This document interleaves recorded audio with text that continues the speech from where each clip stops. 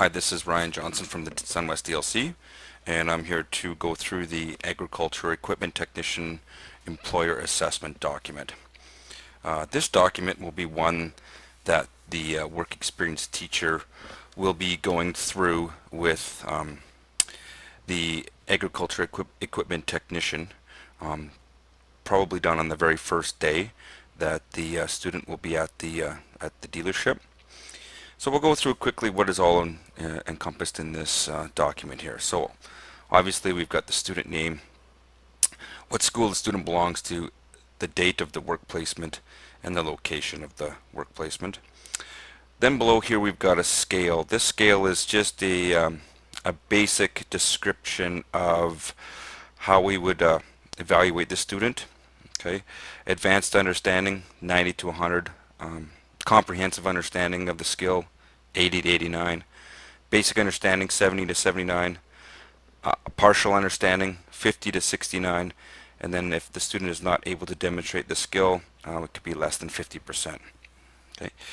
Now there are three types of things we're going to be evaluating here for the student in their 40 hours of work placement. First is your employability skills. So those include safety, personal management, working with others, how the student thinks, and how the student can manage change. You will be the person that is directly in charge of the student in this work placement will be the one that is needed to do this document, and they would give a rating of 1 to 10 in these rectangles here. There is also a employability skills comments portion that the person in charge of the student can be writing down any comments that they maybe feel that weren't part of the evaluation above here. The next thing we're going to evaluate is workplace skills. There are basically three sections here. First one is knowledge. How knowledgeable is the student of the tasks at hand? The next one would be attitudes. Has the student demonstrated a positive workplace attitude? And then other workplace competencies that we have here listed below. Of course, same evaluation scale 1 to 10 in these three boxes, and of course the workplace skills comments box below if there are things that needed to be added to that.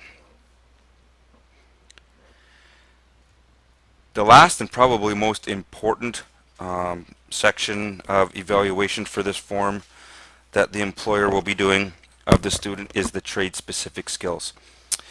Just a background here, on this document the trade-specific skills include all the topics that were covered in the course that the student has done before they have shown up to do their work placement.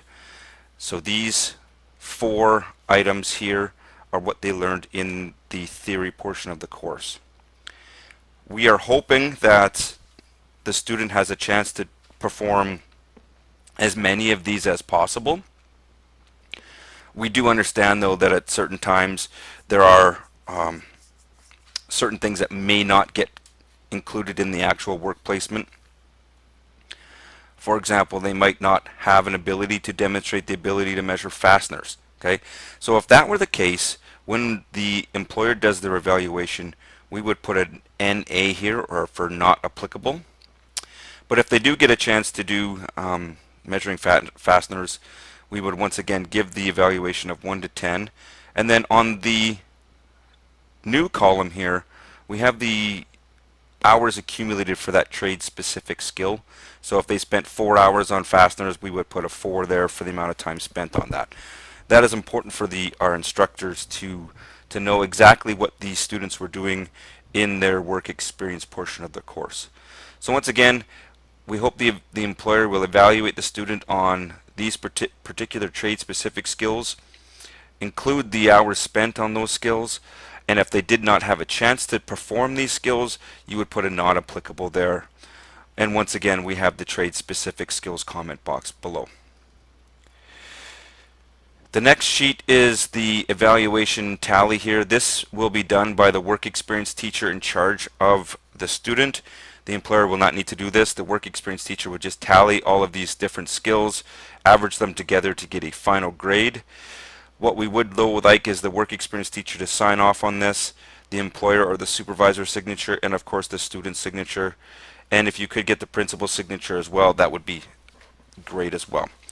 Once this document is complete, this document needs to be sent to Lori Gasper, our ag coordinator, and that could be done by emailing her at lori.gasper@sunwestsd.ca or by faxing it into the Sunwest Distance Learning Center.